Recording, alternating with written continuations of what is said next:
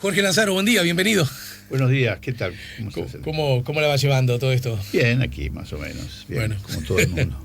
Bueno, arriba de la mesa, imagínate, hay casi como infinitas chances de ingresar al asunto del análisis político, pero en todo caso habida cuenta de que, si mal no hago la cuenta, es nuestro primer encuentro al aire contigo desde que asumió el nuevo gobierno, de que estalló la crisis, la emergencia sanitaria. Bueno, ocurrieron algo de agua ya ha pasado bajo el puente, la aprobación, por ejemplo, de una ley de urgente consideración, ni más ni menos. Ya. Se viene el presupuesto a la vuelta de la esquina, atravesado además por un retraso de las elecciones departamentales, ¿no? Hay como mucho arriba de la mesa, ¿no? Varias cosas, sí, sin duda. Yo creo que una cosa interesante, claro, si querés, desde el punto de vista de la ciencia política, pero también desde el punto de vista de la comunicación periodística, sería hacer en algún momento, quizá un poco más adelante, con más elementos y con más perspectiva, un poco la cuenta de la comparación con el hilado de coaliciones que ha habido en el caso uruguayo. Creo que alguna vez conversamos que las coaliciones de gobierno que muchos autores consideraban totalmente exclusivas de los regímenes parlamentarios, han sido, no sé si moneda corriente, pero muy comunes en América Latina en los regímenes presidenciales, salvo el caso de los Estados Unidos. En América Latina ha habido coaliciones en régimen presidencial. Quizás los dos casos más, el caso más fuerte es el de Brasil, que prácticamente incluso ellos inventaron una denominación. Bueno, uno de los autores brasileños muy citado ha inventado la idea de presidencialismo de coalición. Ajá. Que es el opuesto a un presidencialismo de mayoría. Digamos que el presidente tiene mayoría propia, no necesita armar coaliciones. En el caso brasileño, dada la fragmentación del sistema de partidos, los presidencialismos o los regímenes los gobiernos han sido gobiernos de coalición, digamos, entre los años 40 y los años 60, antes de la dictadura, y después de la dictadura, todos los gobiernos han sido de coalición desde 1985 hasta acá. Uh-huh. Incluso con algunos de los partidos que ha sido socio de todas las coaliciones, para un lado y para otro, como el PMDB. Claro. Ha sido el partido pivot, digamos, que es partido mayoritario en el Parlamento, sin embargo. Uh-huh. Es decir, no ganador de la presidencial, pero con una fuerza importante a nivel parlamentario. Y acá, permitime un segundo a ver si tiene que ver esto que acabas de señalar con otro dato que para el Uruguay resulta un tanto curioso. En Brasil, los partidos pueden presentarse a las elecciones sin presentar candidato a la presidencia por el partido, ¿no? Bueno, eso puede ser una particularidad del régimen uruguayo que también existe en otros regímenes electorales, en otros países. Pero por eso digo, a nosotros nos resulta un tanto Argentina curioso, también, ¿no? Ha tenido coaliciones, las ha tenido con el radicalismo en el gobierno, típicamente con De la Rúa fue quizá la que más y luego Menem tuvo coaliciones con mucha fuerza él y menos fuerza sus partidos asociados. Uh-huh. Macri tuvo claramente también posiciones coalicionales con un sistema de partidos que se fue complicando, se fue desinstitucionalizando, se fue fragmentando más, fue teniendo una tensión muy grande entre el nivel nacional y los niveles de los estados, de las provincias. Uh-huh. En fin, hay casos bastante distintos.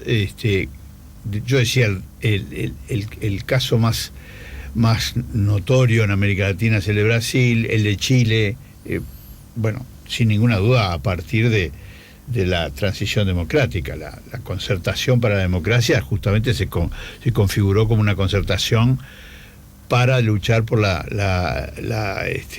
por el no, digamos, por la no continuidad de Pinochet en el gobierno, para la no continuidad de la dictadura, y luego se configuró como una coalición de gobierno que gobernó durante 20 años seguidos. Luego vino Piñera, luego vino otra vez Bachelet, en fin, ha habido coaliciones de gobierno en Chile que son distintas de las coaliciones de gobierno brasileñas, pero también es otro caso de laboratorio para estudiar las coaliciones. Y el Uruguay lo ha sido. ¿Cómo se comporta el Uruguay? Bueno, el Uruguay tuvo una coalición histórica, digamos, que fue de alguna manera un precedente que uno podría comparar con la coalición actual, digamos. Y bueno, una coalición entre Terra y Herrera, es decir, Terra salido del vallismo, pero en posiciones que el vallismo consideró inaceptables y que de hecho el vallismo pasó a la oposición y se constituyó en una parte central de la oposición en la época de Terra. Y Herrera fue el socio principal de Terra en ese periodo. Eso tiene importancia para toda la gestión de lo que fue el régimen de Terra, digamos, en el periodo que Terra fue presidente constitucional y luego a partir del 33 como después del golpe de Estado. Es un periodo muy interesante para estudiar desde muchos puntos de vista. De hecho, buena parte hay mucha continuidad entre el vallismo anterior y el segundo vallismo de Luis Valle y lo que se hizo en la época de Terra. De hecho, muchas de los dispositivos de regulación económica y de armazón estatal, algunos que venían del primer vallismo, pero muchos que se montaron como una especie de keynesianismo criollo, de regulación económica, de regulación política de la economía, se hicieron en la época de Terra y duraron hasta la llegada de los blancos en el 58 prácticamente. Hay algunos siguieron incluso existiendo. Es interesante eso, como siempre se muestra la dictadura de Terra como un paréntesis, bueno, sin duda conservador y más a la derecha y de ruptura con el vallismo, pero hay también algunas continuidades que habría que subrayar más. En fin, pero lo interesante... que tuvieron vigencia aún después de la dictadura, eso es lo que me dices. No, que empezaron incluso con la dictadura de Terra. Por eso, y termina la dictadura, tuvieron vigencia... Y que se mantuvieron hasta el año 58, algunos hasta el año 58 y otros hasta después, hasta las reformas liberales. Eso es importante, bueno, desde el punto de vista de la estructura del Estado, de la estructura de la gestión política de la economía, de la regulación política de la economía.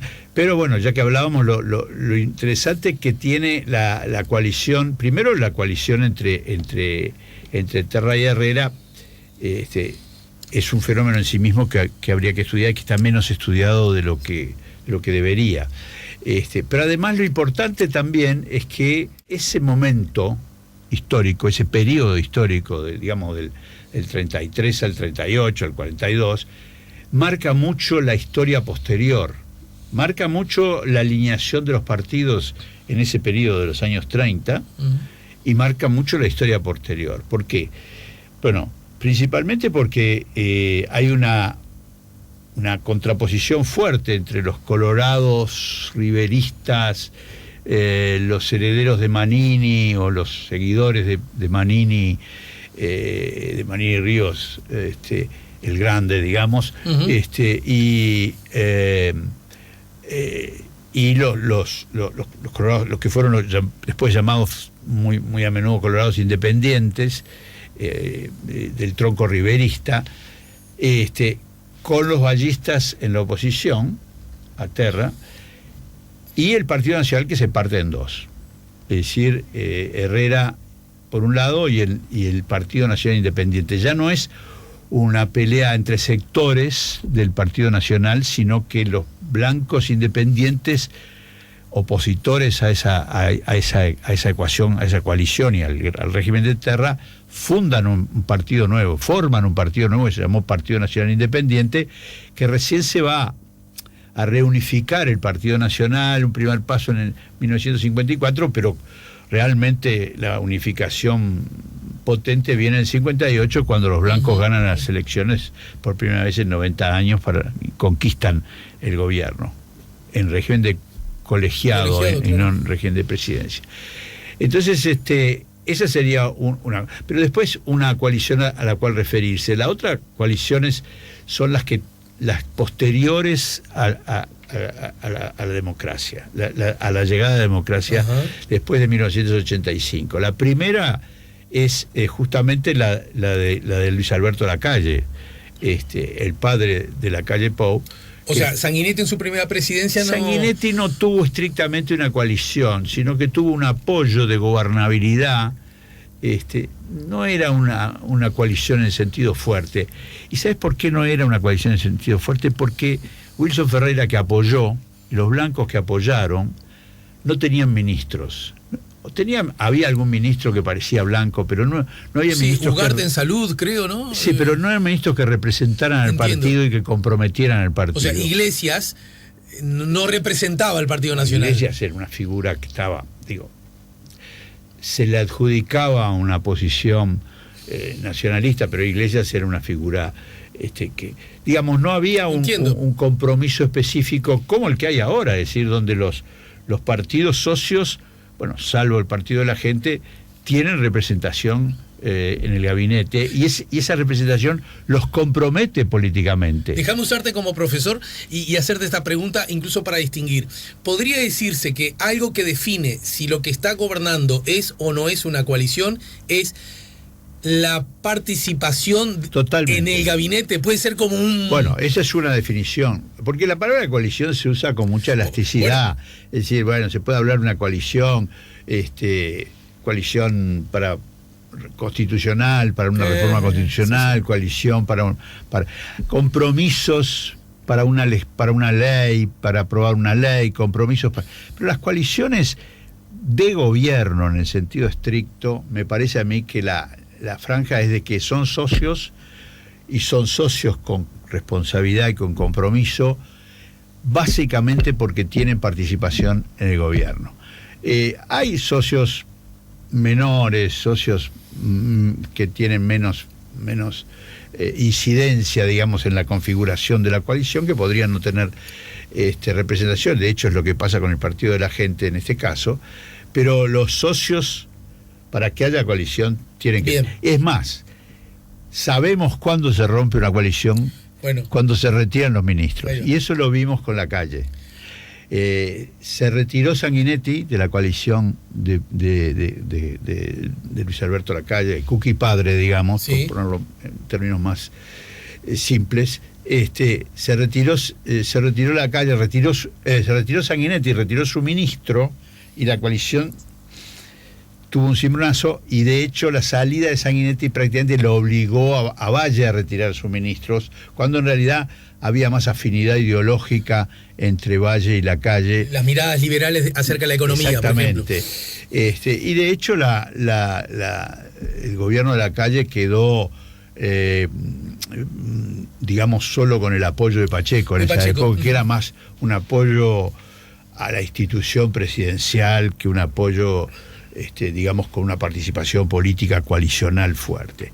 Después la gran coalición importante fue la de Sanguinetti. Esa sí fue la coalición más fuerte, sí. Una coalición con socios muy importantes y con esa sociedad entre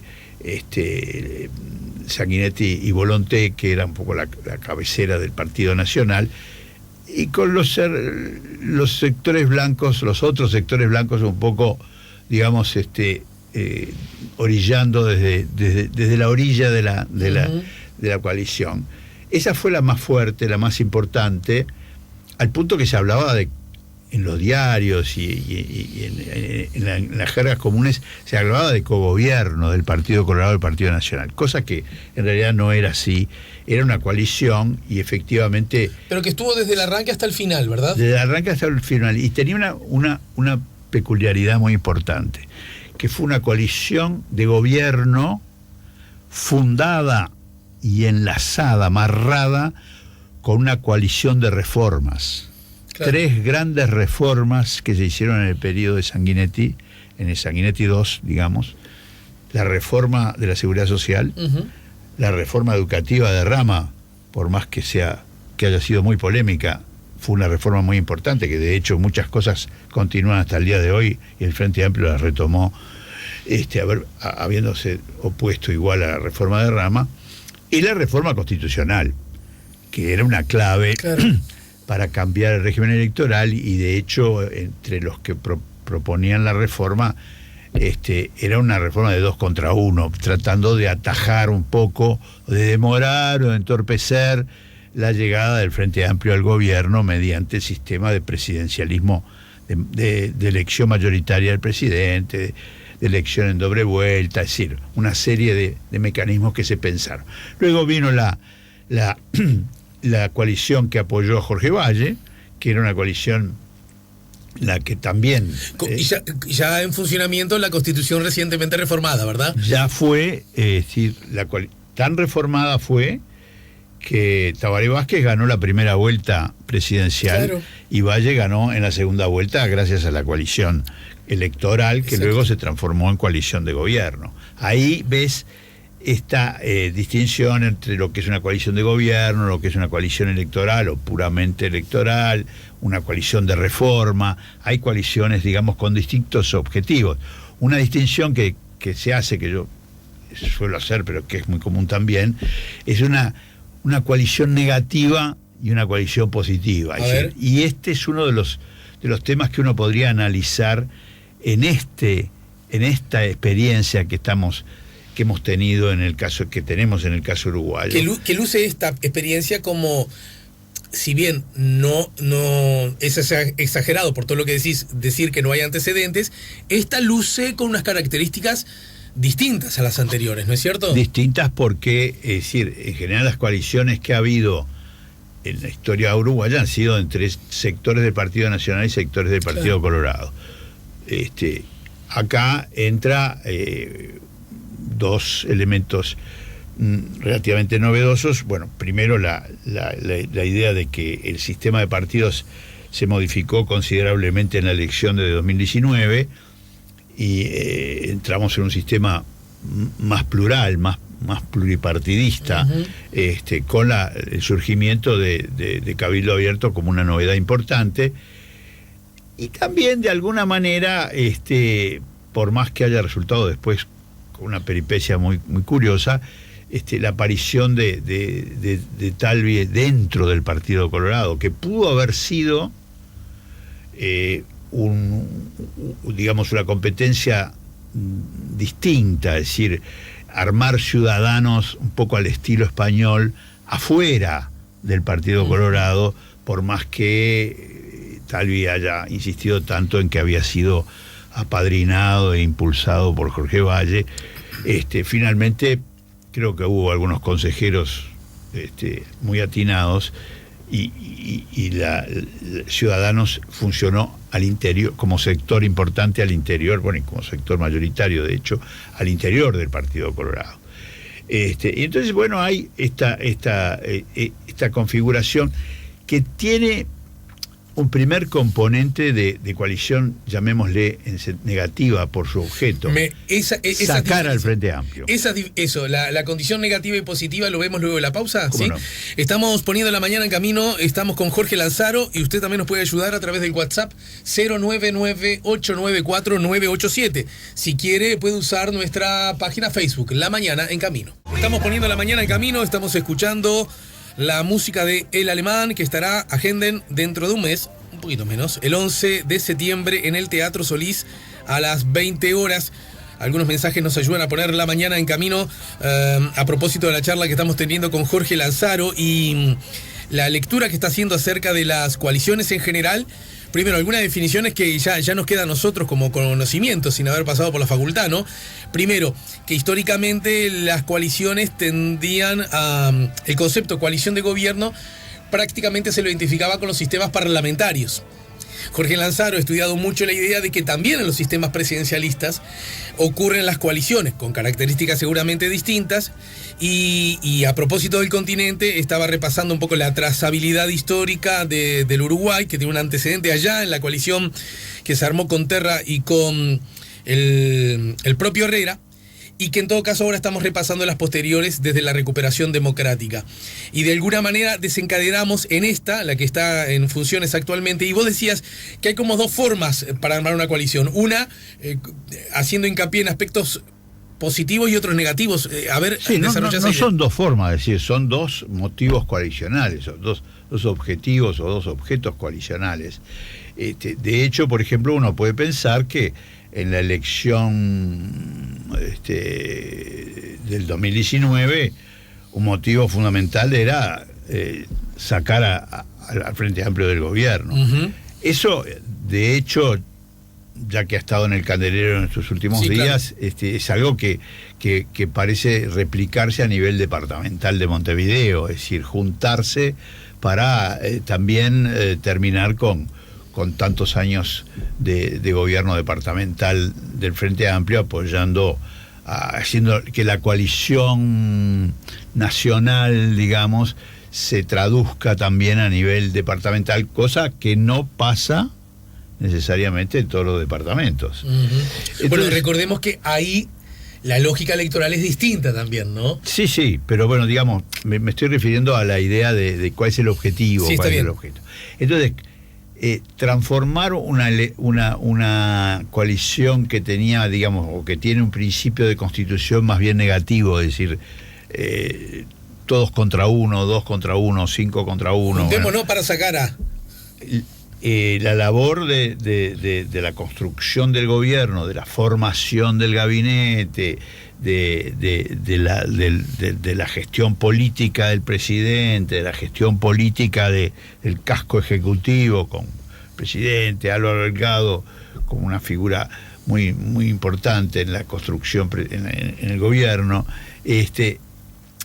tiene que ver justamente en traducir una coalición que pudo tener que es más fácil juntarse para estar en contra de algo, claro, que juntarse para estar a favor de algo. Bueno, y ahí, se hizo desde el momento preelectoral, ya se quiso hacer este compromiso programático que digamos que hacía que la coalición no fuera solamente una coalición para sacar el Frente Amplio, sino que había una serie de propuestas positivas, digamos, una serie de políticas sobre las cuales los partidos asociados estaban acordando llevar adelante para apoyar a la calle, pero luego eso hay que traducirlo, hacerlo efectivo, digamos, en la formación del gobierno. Fíjate un detalle sobre esto. En la formación del gobierno y en la gestión política. Primera gestión política, la LUC, y segunda gestión política importante, el presupuesto, pero en el medio aparecen una serie de cosas importantes. Pero con respecto a esto que tú decías, que tú subrayabas sobre la integración del gabinete, mucho insistió la calle Pou para que Cabildo Abierto estuviera en el gabinete y bien representado. Mucho. Porque claro, Talvi entró al gabinete, o sea que uno de los jefes de los sectores coalicionados entraba al gabinete. No era el caso de Sanguinetti, que digamos no era no era un candidato, no era una figura que tuviera, se fue directamente al Senado, pero tal vez sí, uno de los jefes visibles de esa asociación coalicional estaba en el gabinete, y la calle quería que también Cabildo Abierto tuviera un compromiso importante estando en el gabinete. Ahora voy un poquito más. El presidente quería que estuviera Guido, ¿no? Bueno, el presidente quería que estuviera el propio Manini, y Manini zorramente se colocó en off, en una posición de francotirador, llamémosle, de socio más libre, más líbero, con jugar mejor esa condición que tiene de ser el que está más en el borde externo, en el último círculo, digamos, de la coalición, de ser un socio competidor donde la affectio societatis pesa, pero también pesa el balance con la idea de ser un competidor que está tirando elementos para figurar, para hacerse presente, para responder a su electorado, es decir, para marcar posiciones en una forma que no lo hace Sanguinetti, o por lo menos no hace visiblemente Sanguinetti, y que no lo hizo tampoco visiblemente Talvi. Ahí al pasar está la palabra clave, ¿no? Visiblemente, porque todo esto que hace Cabildo Abierto lo hace en forma pública, ¿verdad? Sí, pública y sin avisar, digamos. Es decir, sin duda, la negociación del gabinete, la negociación de los productos legislativos, de la propia ley de urgencia, de algunas de las cosas que se han planteado como iniciativas de gobierno, y lo que viene en el presupuesto, todos los jefes de la coalición, y bueno, por supuesto incluyendo Sanguinetti, han tenido conversación y relaciones con el presidente como formador de la coalición y como cabecera del gobierno. Pero justamente lo que te decía es que es interesante, como prueba del 9, digamos, que cuando alguien se quiere salir de la coalición, saca a su ministro, sí, como pasó con la coalición de Luis Alberto Lacalle de 1990-1992. Sí. Sanguinetti sacó su ministro, luego Valle sacó su ministro, sus ministros, y al revés, el presidente Lacalle de hoy quería que todos estuvieran comprometidos firmemente con la gestión de gobierno, figurando explícitamente como ministros, como miembros del gabinete. En una configuración un poco distinta a elementos que han aparecido que han aparecido en otras experiencias de gobierno, y sobre todo en las experiencias de gobierno me parece que mayormente en la primera presidencia de Vázquez, que es el funcionamiento del Consejo de Ministros, claro, como un colegiado, como porque ahí están los jefes políticos de algún modo. Un sitio, en el caso de Vázquez, uno le podría decir que había esa especie de textura y de origen coalicional que tiene el Frente Amplio, que ya no es una coalición, es un partido, pero es un partido que tiene esa silueta, esa textura interna coalicional. La tuvo en sus orígenes, poco a poco se ha ido transformando en un partido unificado, un partido que es un partido, no es una coalición de partidos. En todo caso, yo decía, es un partido de coalición, pero en el caso de Vázquez, sí, el primer gobierno de Vázquez tenía a todos los jefes de sector, salvo Michelini, creo,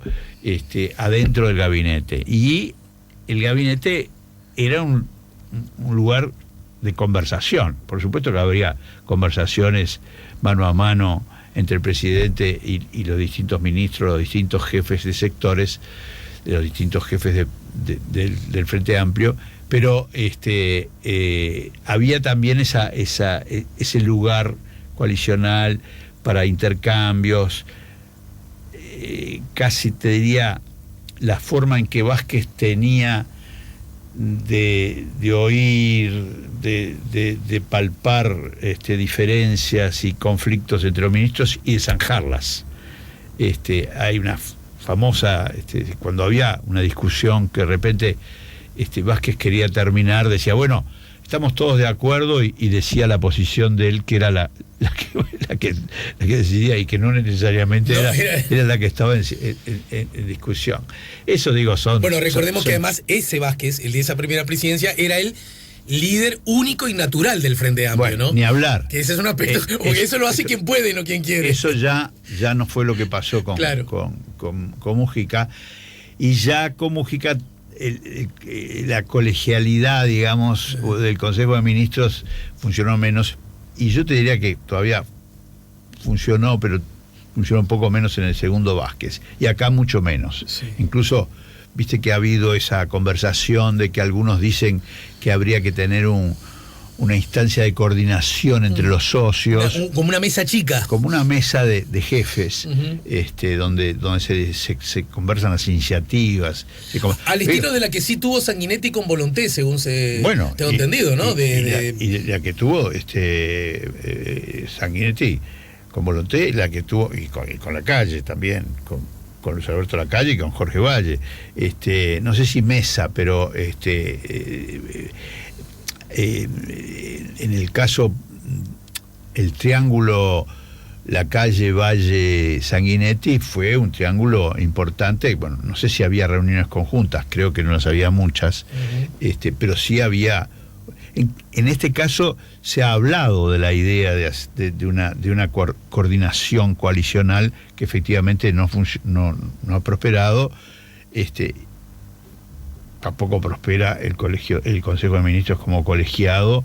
De hecho, los distintos integrantes del gabinete pueden ser jefe de sector del Partido Nacional, como es el caso de Larrañaga, o cabeceras importantes, pero no son los jefes. Bueno, y el único que era jefe de sector era Talvi y salió del gabinete. Y lo que hay es una relación radial en el sentido de rayos de bicicleta, en que el núcleo del gobierno, formado por Lacalle y Delgado, se relaciona uno a uno con los jefes y va pactando, va modulando sus iniciativas. Bueno, por ahora viene saliéndole bien, ¿no? Un ejemplo es interesante. La ley de urgencia se la tiró arriba a la mesa, se la tiró en la falda a los socios se la tiró en la falda a todo el mundo, pero se la tiró en la falda a los socios de la coalición. Pero digo, no hubo una preparación coalicional, un metabolismo coalicional de preparación de la iniciativa, sino que eso se dio más a nivel de relaciones entre los jefes políticos y en el Parlamento, en la cocina parlamentaria.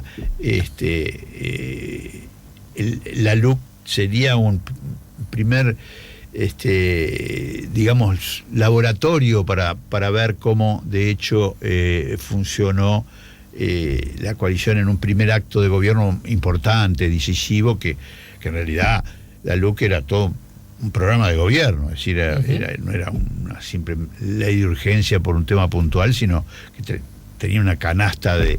Sí, asunto que ha sido muy reprochado, ¿no? Bueno, ¿no? Pero yo te quiero decir que era más razón para tener varias voces coordinadas en la largada, ¿no? No fue así como se tramitó, o por lo menos no fue así como se tradujo públicamente el trámite de la LUC. Pero si pasás raya... Entonces no hubo colegialidad o coordinación coalicional. Pero finalmente Lacalle logró que por lo menos la hermana de Manini, la señora de Manini, estuviera en el gabinete, que era una manera de tener un compromiso un poco más visible, menos que si hubiera estado el propio Manini, que era lo que es decir, que los socios. Sí. De hecho, en los regímenes parlamentarios hay las dos, las coaliciones son muy variadas. Hay estas coaliciones en que están los jefes de los sectores y otras coaliciones en las que no están los jefes de los sectores, que los jefes de los sectores están en el Parlamento, están en off, como Sanguinetti en este caso. Hay que ver caso a caso, no hay esa idea de que todos los jefes estén adentro. Pero sí, obviamente, lo que sí tienen que tener es ministros que comprometan visiblemente en el gobierno, frente al presidente y frente al público. Es decir, el ministro Salinas es un ministro de cabildo abierto, por más que el ministro Salinas sea una figura que a raíz de una gestión como la de la pandemia haya adquirido un vuelo suprapartidario, llamémosle, claro, su filiación partidaria, que queda menos marcada, porque es una figura ponderada, que habla con calma, que explica, que en fin, que ha estado al lado del presidente durante varias de las apariciones en los momentos más iniciales de todo. Y me permito sugerir que además ha crecido desde esa perspectiva, ¿no? Ha crecido y que ha ganado su puesto, ha ganado su lugar. Ojo, cuando en el arranque tenía muchos tomatazos. Bueno, justamente estoy diciendo eso. Teniendo en cuenta esos tomatazos, ahora sí, uno no solo, es decir, no por su afiliación a Cabildo Abierto, sino por su trayectoria como médico, sus relaciones como médico en el sindicato, en otras colegas, en fin, había una serie de elementos que han quedado como medio al margen a partir de una gestión, yo diría una gestión pausada. Ese es un socio de la coalición no competitivo, digamos, y eso lo colocó, el presidente le dio un lugar importante, bueno, era un lugar cantado, ministro de Salud, en plena pandemia, es el primer ministro, llamémosle. Claro. No te digo que reemplace al Ministerio de Economía, pero anda ahí, digamos, está en el rango casi de primer ministro, por lo menos para ministro de la pandemia, digamos, para primer ministro de la pandemia. Entonces eso hace que un estudio de la coalición sea realmente de mucha riqueza. Por lo pronto, para nosotros, para la gente de ciencia política, pero también para la discusión pública, ¿no? Es decir, vamos a ver que ha habido otros episodios en el trayecto del gobierno, el que está viendo más o menos ya en curso en lo que es la confección del presupuesto. Esta sí es una confección ya más negociada, ya con un trámite más conversado de las formas, sí, claro, de lo que va a llevar adelante, de lo que se va a llevar adelante, pero ha habido otros elementos que aparecen a veces como discusiones de iniciativa, o bueno, todo el episodio, toda la telenovela de Talvi fue un episodio que fue importante en la coalición, y de hecho, bueno, Talvi debe haber perdido mucho liderazgo en su propio... Si yo fuera votante de Talvi, dice una oyente, Elizabeth, si yo fuera votante de Talvi sentiría que se burlaron de mí. Y cita la famosa frase de Borges, porque no los une el amor, sino el espanto, ¿no? Aludiendo al origen de esta charla acerca de qué cosas... Bueno, esa es la idea. No sé si en el caso de Talvi es para discutir, da para toda una discusión. Sí, claro, en sí misma. Todo el tema de Talvi, que ha sido bastante complicado. Pero digamos que la coalición, inmediatamente el presidente hizo dos jugadas rapidísimas. Una, conseguirse un buen canciller sustituto de su propio ser, ¿no? De su propio que es y que entró medio por la puerta grande. Ese sí, lo primero que hizo fue recorrer el espinel de los jefes de la coalición, fue a visitar a cada uno, y de los expresidentes, y luego de los expresidentes, sí, a todos los expresidentes, incluyendo a Tabaré Vázquez, y a los exministros, a los ex cancilleres. Es interesante porque se habla de la experiencia chilena, por ejemplo, que cuando hay un tema de Cancillería, un tema de relaciones exteriores importante, de política exterior importante, en general lo que se hace es consultar o convocar a todos los que han sido cancilleres y han tenido alguna participación importante en la política exterior, sea del pelo que sea. Y acá es lo que hizo el canciller entrante, Bustillo. La segunda cosa rápida de reacción que hizo Lacalle fue...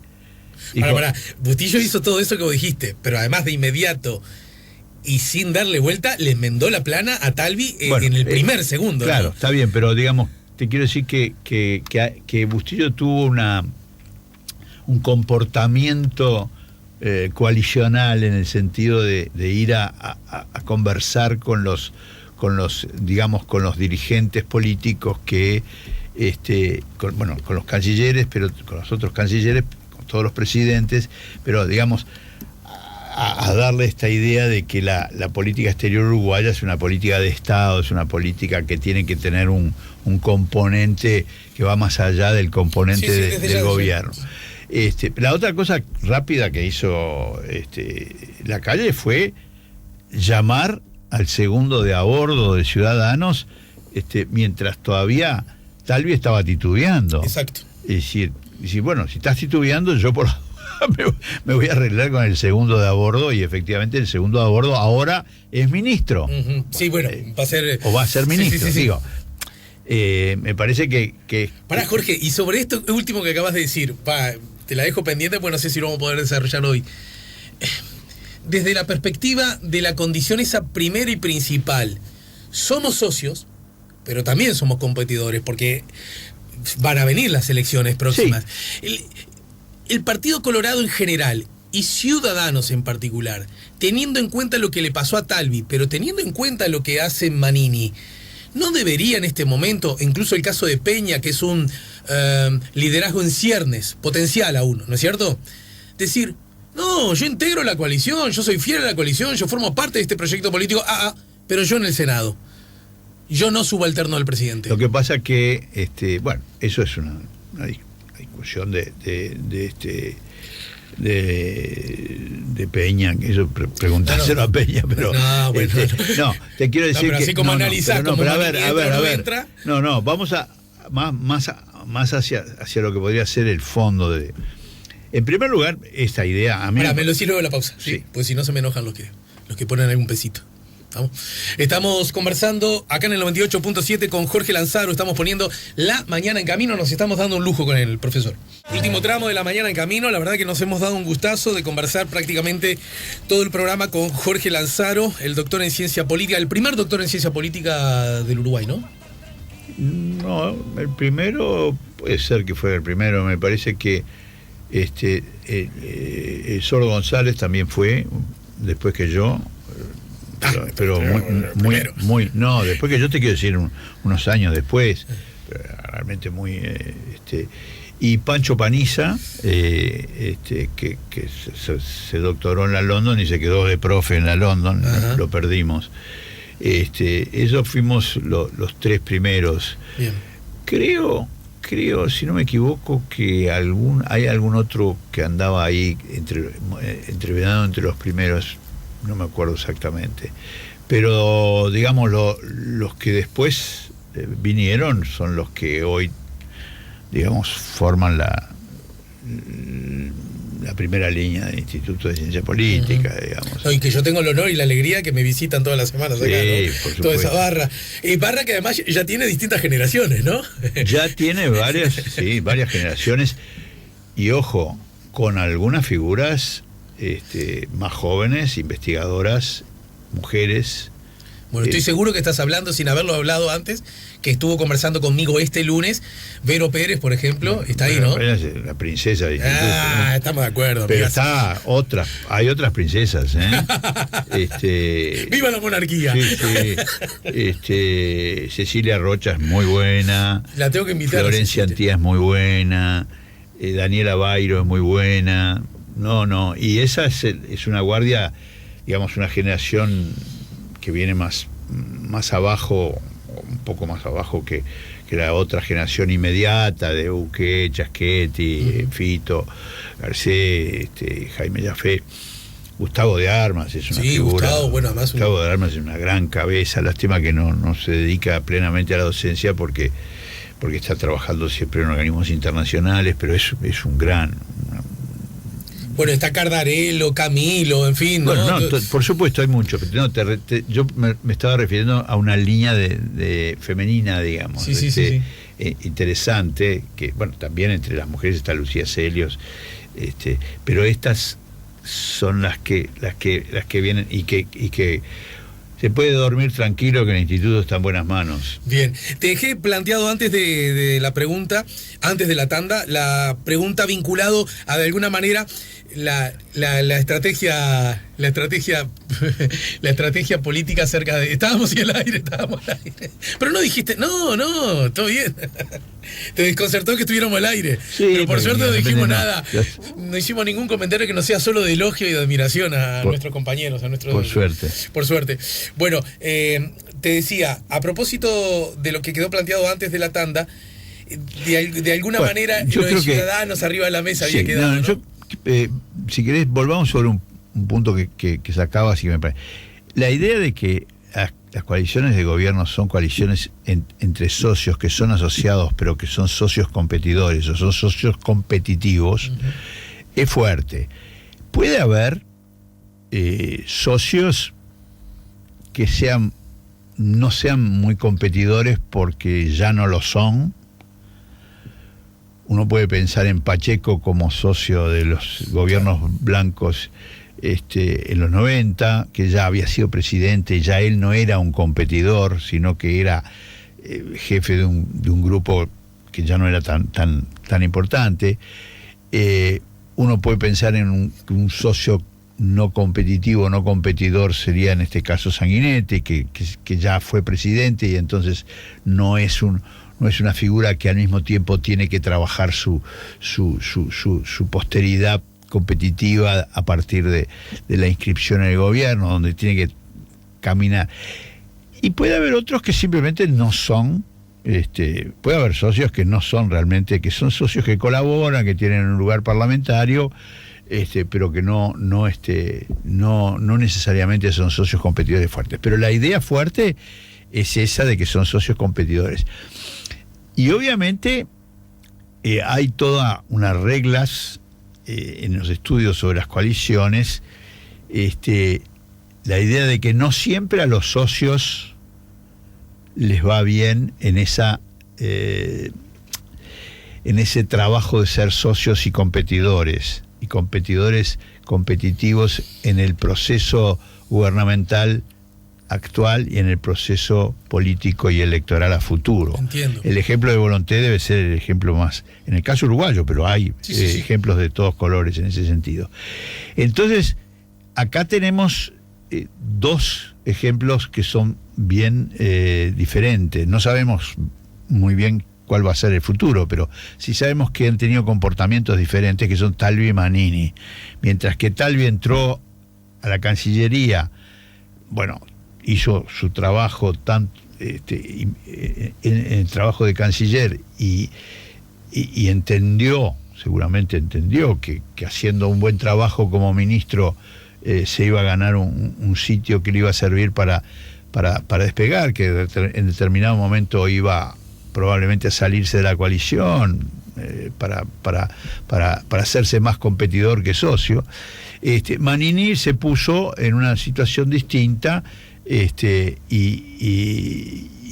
no solo no entró al gabinete, sino que de vez en cuando hace algún fuego de artificio en términos de unas propuestas políticas, de posicionamientos políticos que tienen que ver con el cuidado el cuidado o el cultivo de su electorado.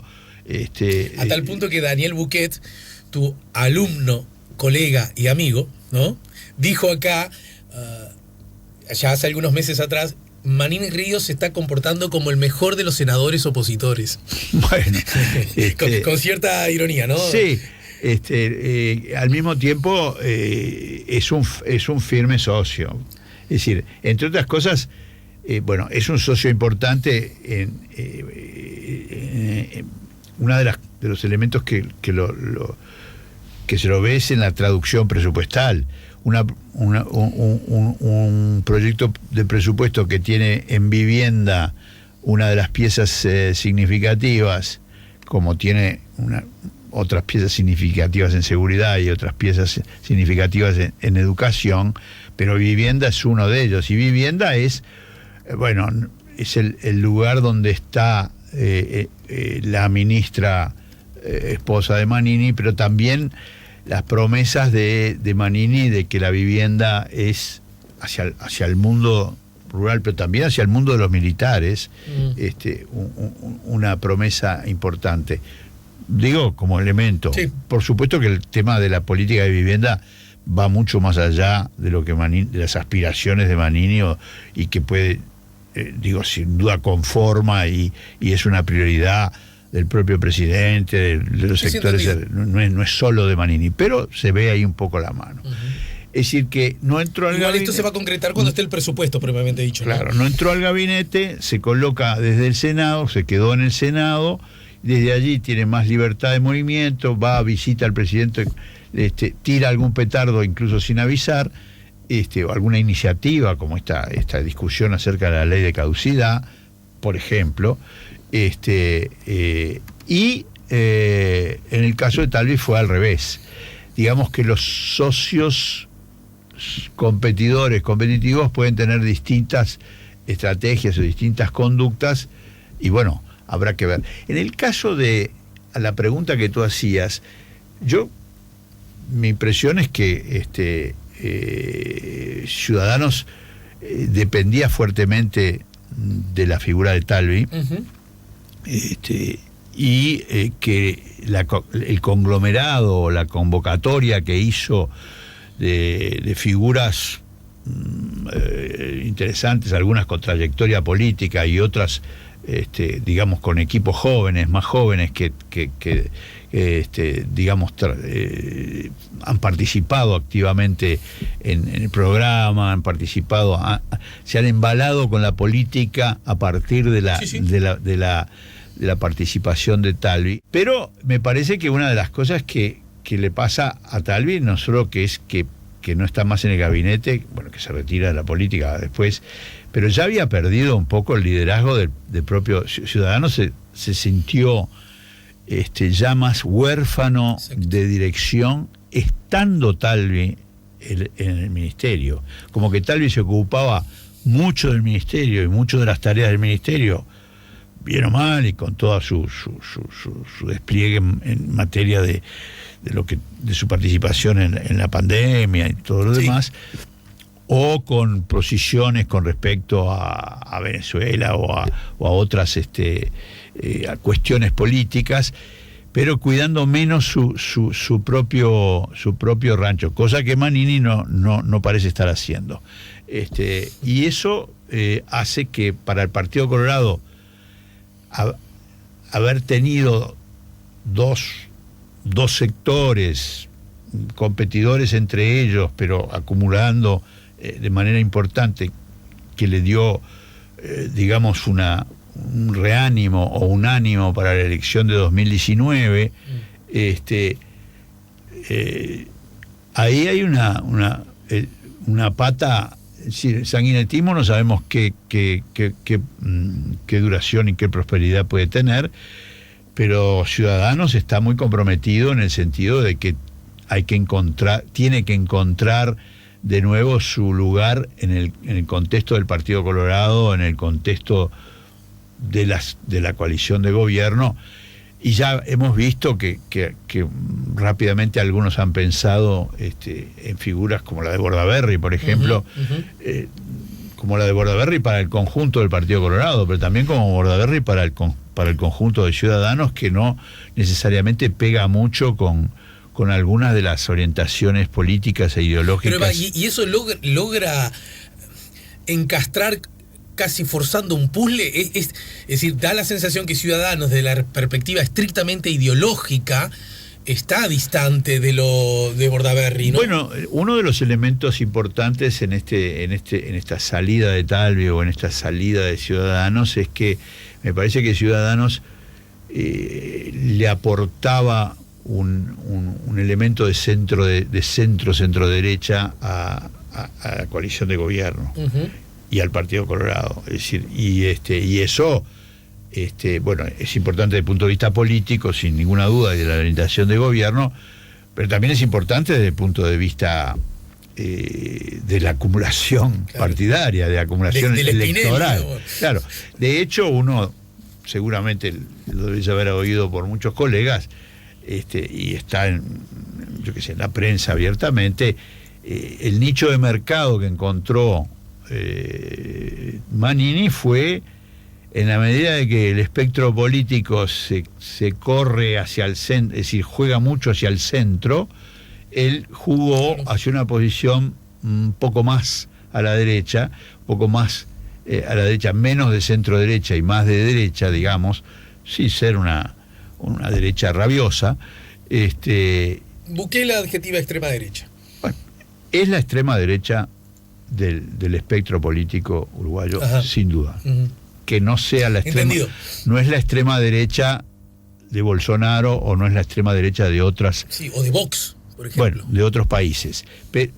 Y entre otras cosas, ojo, tiene algunas cosas, no es una extrema derecha que marca una posición antipartidos, entendido, como figura, sino que juega en el territorio del sistema de partidos, arma su propia configuración partidaria, trabaja con gente que ha sido de alguna manera, que ha tenido trayectoria en los partidos tradicionales, aunque no necesariamente una trayectoria muy de primera línea. Pero tiene algunas trazas asistémicas, ¿no? Tiene, porque su figura es decir, bueno, en algunos de los territorios de la política pública, los partidos, tanto el Partido Colorado como el Partido Nacional, como el Frente Amplio, no han rendido lo que deberían rendir. Bueno, típicamente en los temas de seguridad, es uno de sus es decir, encontró en el corrimiento de la competencia partidaria, de la competencia electoral hacia el centro, un nicho de mercado que quedó vacante, digamos, que quedó medio vacante de jugar más hacia la derecha con el tema de seguridad. Esta frase fantástica de "se acabó el recreo", claro, es una consigna desde el punto de vista del impacto electoral para su electorado, bueno, por supuesto para su electorado militar, pero también para su electorado en Montevideo, para su electorado en el interior del país, en espacios rurales o en espacios urbanos del interior del país. Esta idea de la seguridad y "se acabó el recreo" es un elemento importante. Y luego, un elemento también muy importante que no hay que descuidar es la figura misma de Manini. Estamos hablando de un general, no estamos hablando de un señor X que puede ser de un estudio de abogado, o como tal vez que es un economista, uh-huh, y que tuvo un desarrollo profesional destacado como tal, como economista. En un mundo donde, no te olvides que algunas veces los outsiders han tenido esa condición con otro perfil ideológico y en otras condiciones y en otro encuadramiento. El general Gestido fue una figura en la que la condición de general, claro, la condición del orden, la condición de la honestidad, la condición de del mando, eran importantes. Y acá también lo es, y sin duda la figura de Manini. Digo, yo no quiero especialmente compararlo con Gestido, te quiero decir que entiendo. Que hay trayectorias en ese sentido. Y en este caso, un general que fue, digamos, favorecido, por decirlo menos, por las políticas de Mujica y de Ñato Huidobro, uh-huh, hizo su trabajo como en la profesión de general, hizo su trabajo en la jefatura de las Fuerzas Armadas, y en determinado momento los comportamientos que han tenido, algunos fueron claramente referidos a esa condición de general. Por supuesto, el conflicto con Vázquez, por el cual sale del generalato, esa condición también es importante. Entonces, me parece casi que en el final. En el final lo que aparece en la elección de 2019, ese sistema de partidos configurado a partir de la transformación del bipartidismo tradicional en un sistema pluripartidario donde están los dos partidos tradicionales, el Partido Nacional y el Partido Colorado, y el Frente Amplio como partido desarrollado que llega a tener una posición predominante, en el esquema del 19, más que en el esquema de la elección anterior, sí, aparece esta figura por los palos, es decir, esta figura nueva de una pluralidad partidaria como la que representa Cabildo Abierto, y también de alguna manera una figura de outsider, pero dentro de un outsider insider como fue Talvi dentro del Partido Colorado, lo que quiere decir que hubo movimiento en el sistema de partidos. Ajá. Apareció una figura de outsider que circuló por interior del Partido Colorado, hizo su camino y llegó a puntear, y una figura de outsider con otras características completamente distintas, que encontró su nicho de mercado para formar su propio conjunto y lo viene cultivando. Bien. Bueno, te agradezco mucho, Jorge. Me parece una cosa interesantísima, si bien de alguna manera el tema central fue justamente la coalición, que también esa condición, esas cualidades, características que tiene esta coalición, está generando algo que me parece muy interesante, y es que podemos hablar una hora entera de política sin aludir al Frente Amplio. Con lo que de alguna manera está ocurriendo un fenómeno, te lo tiro como para que en algunas semanas, te dejo algunas semanas para que juegues al tenis, y después te vuelvo a convocar acá. ¿En qué medida? Vas a tener que cambiar el programa para los miércoles. Bueno, te invitaré un miércoles. Igual agradezco públicamente que hayas dejado el tenis hoy para venir acá en la mañana en camino. ¿En qué medida este espectro de centro-derecha, pero con miradas distintas de la coalición, no le termina favoreciendo a la propia coalición, en el sentido de que las discusiones nacen y se agotan dentro de sí misma, casi como el fenómeno aquel que vivió el segundo gobierno del Frente Amplio, entre el bloque Mujica y el bloque Astori, y casi con lo que parece, con lo que se ve a veces en el justicialismo, que todo se resuelve dentro de, y los de afuera son de palo. Bueno, habría para conversar mucho, pero una de las cosas que sin duda es que el Frente Amplio tiene que encontrar su lugar, y le cuesta encontrar su lugar, por más que ya viene una generación de liderazgo de relevo en la que está punteando claramente Orsi, pero no solo, hay otros. Generar liderazgo, generar relevo, que el liderazgo se transforme en buenas candidaturas presidenciales, pero que el conjunto del Frente Amplio encuentre su lugar.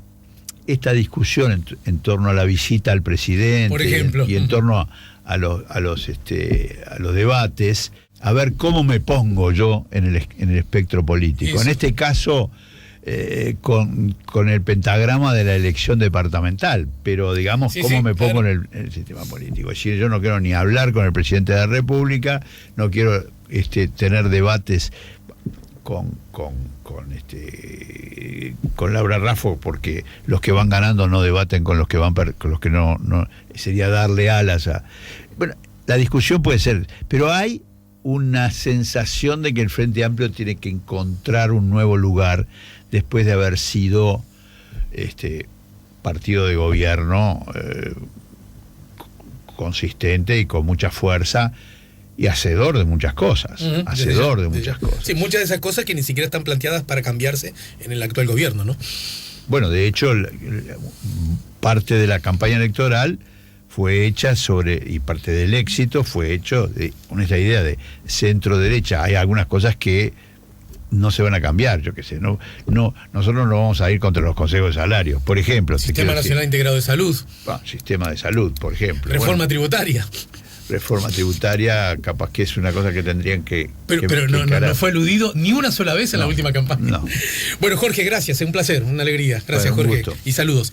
Si buscas un portón automático para tu casa o para la oficina, asegúrate que sea fuerte, que sea seguro, que sea práctico, que sea un SEA. Porque solo un portón SEA te asegura el mayor respaldo técnico, un service propio en todo el país y la garantía de todos sus productos. Ingresa en seaportones.uy o llama al 2601-2611. Si vas a elegir un portón, que sea un SEA.